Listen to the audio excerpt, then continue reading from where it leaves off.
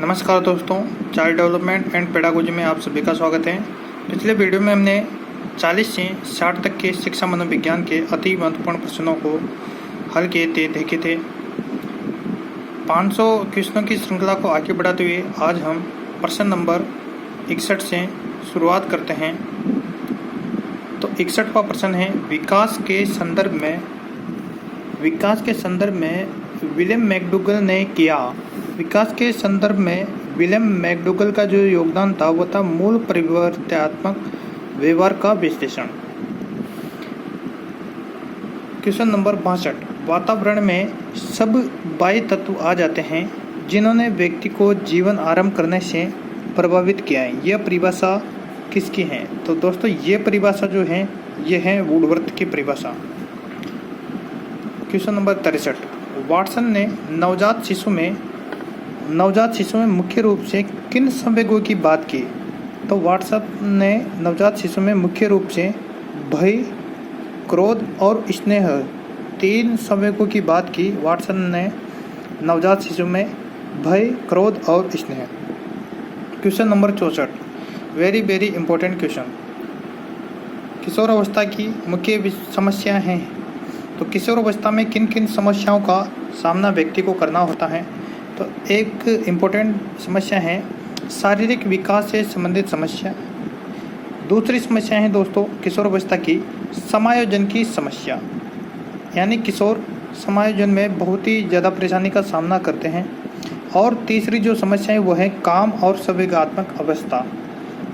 किशोरावस्था में काम प्रवृत्ति बहुत ही ज़्यादा तीव्र होती है और जो संवेग होते हैं वो बहुत ही ज़्यादा उग्र होते हैं। इस वजह से ये तीनों जो विशेषताएं किशोरावस्था की मुख्य समस्या है। दोस्तों नेक्स्ट क्वेश्चन है 65वां, किसके विचार से शैशवावस्था में बालक प्रेम की भावना काम प्रवृत्ति पर आधारित होती है? तो दोस्तों शैशवावस्था में काम प्रवृत्ति बताने वाले जो महान मनोवैज्ञानिक थे वो थे सिगमंड फ्रायड के अनुसार शैशवावस्था में काम प्रवृत्ति पाई जाती है। क्वेश्चन नंबर 66, रोस ने विकास क्रम के अंतर्गत किशोरावस्था का काल कितना निर्धारित किया? तो दोस्तों रोस ने जो किशोरावस्था का काल निर्धारित किया था वह किया था 12 से 18 वर्ष। किशोरावस्था का जो काल रोस के द्वारा निर्धारित किया गया था वह था 12 से 18 वर्ष। क्वेश्चन नंबर 67, स्किनर का मानना था कि विकास के स्वरूपों में व्यापक व्यक्तिगत भिन्नता होती है। यह विचार विकास के किस सिद्धांत के संदर्भ में है? तो दोस्तों ये जो है वो है व्यक्तिगत विविधता का सिद्धांत। Question number 68, very very most important question है, वेरी मोस्ट इम्पोर्टेंट स्टेटमेंट है, मुझे बालक दे दीजिए, आप उसे जैसा बनाना चाहते हो मैं उसे वैसा बना दूंगा। यह जो कथन है वह किसके द्वारा कहा गया था? तो यह कथन कहा गया था वाटसन के द्वारा, जिन्हें व्यवहारवाद के जनक कहा जाता है। क्वेश्चन नंबर 59, अंतर्दर्शन विधि में बल दिया जाता है। अंतर्दर्शन विधि वह विधि होती है दोस्तों जो स्वयं का अध्ययन करती हैं, स्वयं के अध्ययन पर इसमें बल दिया जाता है। क्वेश्चन नंबर 70, विकास का सिर पदाभिमुख दिशा सिद्धांत व्याख्या करता है कि विकास आगे बढ़ता है, विकास सिर से पैर की ओर आगे बढ़ता है। यह सिद्धांत इसकी व्याख्या करता है। क्वेश्चन नंबर 71, भाषा विकास के लिए सबसे संवेदनशील समय कौन सा है? मतलब बच्चा किस वक्त भाषा को सबसे अच्छी तरीके से सीखता है? तो ये है दोस्तों प्रारंभिक बचपन का समय। प्रारंभिक बचपन के समय में भाषा को तीव्रता से सीखा जा सकता है और उस समय उसके भाषा विकास पर जोर देने की आवश्यकता होती है। लेव वाइगोत्स्की के अनुसार संज्ञानात्मक विकास का मूल कारण क्या है? तो वाइगोत्स्की के अनुसार संज्ञानात्मक विकास का जो मूल कारण है वह है सामाजिक अनन्य क्रिया। यदि सामाजिक अनन्य क्रिया नहीं होगी तो संज्ञानात्मक विकास नहीं हो सकता, लेव वाइगोत्स्की के अनुसार। यानी ये सामाजिक अनन्य क्रिया पर ज़्यादा बल देते थे। अगला क्वेश्चन है दोस्तों, क्वेश्चन नंबर 72।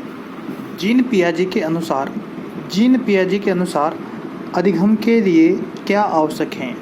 तो दोस्तों जीन पियाजे के अनुसार अधिगम तभी हो सकता है जब विद्यार्थी और बच्चे सक्रिय रूप से किसकी खोज करें दोस्तों? पर्यावरण की सक्रिय खोज अगर वे करेंगे तो अधिगम होगा। Question number 73। किसी प्रगतिशील कक्षा की व्यवस्था में शिक्षक ऐसे वातावरण को उपलब्ध कराकर अधिगम को बनाता है जो खोज को क्या दे? प्रोत्साहन दे। प्रगतिशील कक्षा में शिक्षक ऐसे वातावरण को उपलब्ध कराकर अधिगम को सुगम बनाता है जो खोज को क्या दे? प्रोत्साहन दे। ऐसा वातावरण वो डेवलप करता है जिसमें बच्चे खोज करें। Question number 74। अपनी कक्षा की व्यक्तिगत भिन्नताओं से निपटने के लिए शिक्षक को क्या करना चाहिए?